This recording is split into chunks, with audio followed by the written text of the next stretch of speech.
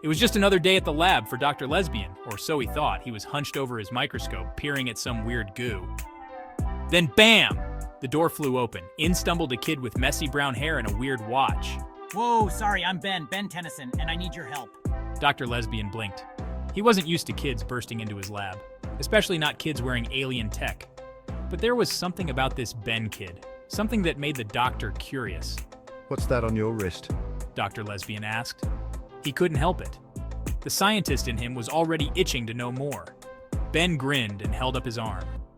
The watch-like device glowed green. This is the Omnitrix. He launched into the story. It was a tale of aliens and heroes, of a device that could transform its wearer into different alien forms. Dr. Lesbian listened, fascinated. The Omnitrix, Ben explained, was created by a Galvan named Azimuth. It was meant to promote peace, to let beings walk in each other's shoes, or tentacles, or whatever aliens had. But it had become a powerful weapon too. Ben demonstrated, twisting the dial. In a flash of green light, he transformed. Where the boy had stood was now a creature made of living fire. This is Heat Blast, Ben said, his voice crackling like flames. Dr. Lesbian's scientific mind was racing. The possibilities, the questions, he had to know more. How did it work? What were its limits? And most importantly, could he try it? Ben changed back to human form. He looked at Dr. Lesbian with pleading eyes. I need your help to understand it better, to use it more effectively. Dr. Lesbian nodded eagerly.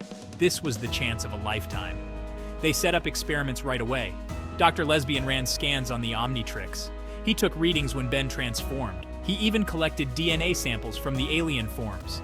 It was fascinating work, but also frustrating. The Omnitrix was beyond anything Dr. Lesbian had seen before. Its technology was light years ahead of Earth science, but bit by bit, he began to understand. He learned about the DNA storage, the transformation process, the energy requirements. As they worked, Ben shared stories of his adventures, of the villains he'd faced, the worlds he'd saved. Dr. Lesbian listened in awe. He felt a stirring in his heart, a desire to do more, to be more. It happened by accident. Ben was demonstrating a new alien form. Dr. Lesbian leaned in too close. Their hands touched on the Omnitrix. There was a blinding flash of green light. When it faded, Dr. Lesbian felt different. He looked down at his hands. They were glowing with energy. His mind felt sharper, faster. Knowledge of the universe seemed to flow through him. What happened? He gasped. Ben stared in amazement. I think you've become a new hero. The Omnitrix must have scanned your DNA, mixed it with alien tech. You're like scientific man. Dr. Lesbian, no, scientific man, felt power coursing through him. He could analyze anything instantly, create energy fields, even manipulate matter. It was incredible, but also terrifying. What would he do with this power? They didn't have long to wonder. An alarm blared through the lab. Ben checked a device on his belt. His face went pale. Oh no, it's Bartimeo, the ghost leech monster. He's attacking the city.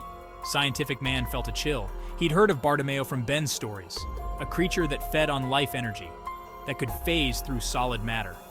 That had nearly defeated Ben before. Could they stop him? Ben was already moving. He twisted the Omnitrix dial.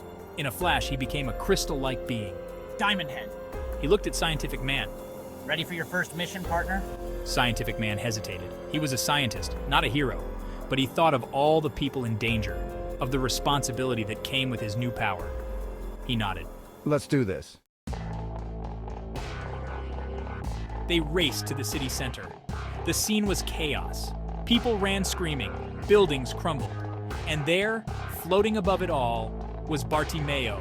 He looked like a cross between a ghost and a leech, translucent, with glowing red eyes. Ah, Ben Tennyson. Back for another defeat? And who's your new friend? Another snack for me? He laughed, a chilling sound. Scientific Man felt fear grip him, but he stood his ground. Diamond Head Ben launched crystal shards at Bartimeo. They passed right through him. Bartimeo countered with energy blasts. Ben created a crystal shield, barely blocking them. It was a stalemate. They needed a new strategy. Scientific Man's mind raced. He analyzed Bartimeo's energy signature, his phasing ability. There had to be a weakness, some scientific principle they could exploit. And then it hit him. He had an idea. Ben, Scientific Man called. We need to change his phase state, force him to become solid. Ben nodded, understanding. He changed form again, this time into a small frog-like alien. Gray matter! Together, they worked quickly. Gray Matter Ben used his super intelligence to help Scientific Man build a device. It would emit a specific frequency, one that would disrupt Bartimeo's phasing ability. But they needed to get close. Scientific Man created an energy bubble around them. They flew towards Bartimeo. The monster snarled, firing energy blasts. The bubble held, but barely. They were almost in range. Just a little closer. Bartimeo realized the danger too late. Scientific Man activated the device. A wave of energy washed over the ghost leech. He screamed, his form flickering. He was becoming solid, but the battle wasn't over yet. Section 8. Applying Scientific Principles. Now vulnerable, Bartimeo lashed out in fury.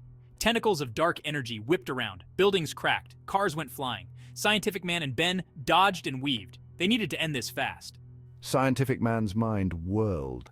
He thought of chemical reactions, of energy transfer, of Newton's laws of motion. There had to be a way to use science against this supernatural foe. And then it clicked. "Ben!" he shouted. "We need to overload him with energy. Can you become a form that generates electricity?" Ben grinned. He slapped the Omnitrix. In a flash, he became a being crackling with lightning. "Shock Rock!" he announced. Scientific Man explained his plan quickly. Shock Rock Ben nodded. It was risky, but it was their best shot. They moved into position, ready to put science to the ultimate test. Section 9. Turning the Tide. The plan was simple in theory, complex in execution. Scientific Man would use his powers to create a containment field around Bartimeo.